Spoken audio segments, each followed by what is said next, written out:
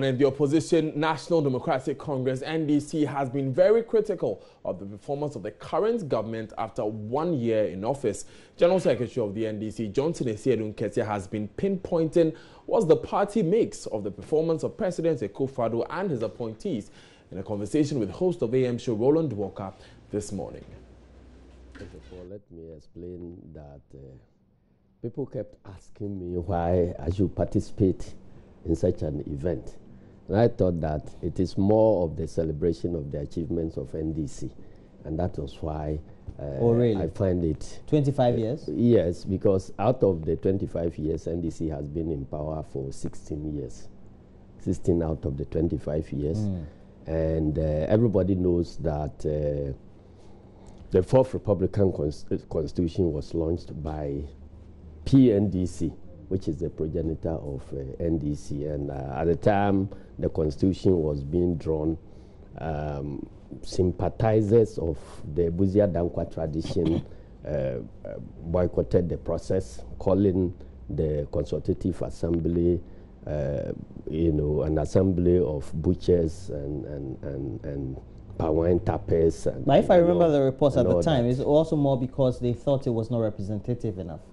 Well, what have they done about the Constitution now? It has turned out to be the best Constitution so far out of the 5 constitutions. So if the thinking was that it wasn't representative enough, they had been in power for 8 years, they didn't do anything about it. They are back in power, and even those of us who put it there have made a bold attempt to revise it, to tune it, to meet the emerging challenges. Still, they are back in power and nothing is being done. And you're talking about the Constitution. So the Constitution itself. So it means that they themselves even want what they call a bad Constitution to stay. So they cannot come out to tell us that it wasn't representative enough. They thought that we should have approached it from the elitist point of view. And we had constituted constituent assemblies which were basically elitists, 90% lawyers, accountants, professionals, and so on. None of them lasted more than 3 years. But this particular one, which included ordinary persons, is the one that has proven to be successful. So we have every reason to celebrate, and I pride myself for being a member of the Consultative Assembly. So we have achieved a lot. Now back to your question. Within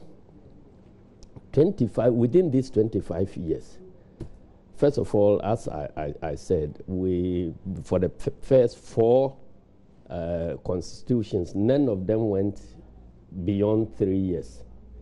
This is the first time we've been able to have a constitution running for 25 years. Uninterrupted democratic governance for 25 years, which has witnessed 3 alternations of power from a ruling party to opposition party. That's quite okay. We've had about 7 elections that have turned out to be very successful. And our democratic institutions are also gaining grounds. We talk about Supreme Court, and the judiciary is becoming more emboldened. We have Electoral Commission that has supervised all these elections and all that. So I think that Ghana's democracy is a shining example for the rest of Africa to follow. And the democratic atmosphere itself. I mean, there are not many countries where you go and you see parties in government and parties in opposition sitting together to dialogue over anything. In fact, we went to some of our sister countries, Kenya and the other places. In Uganda, we from Ghana had to intervene to see how they can move their democracy forward.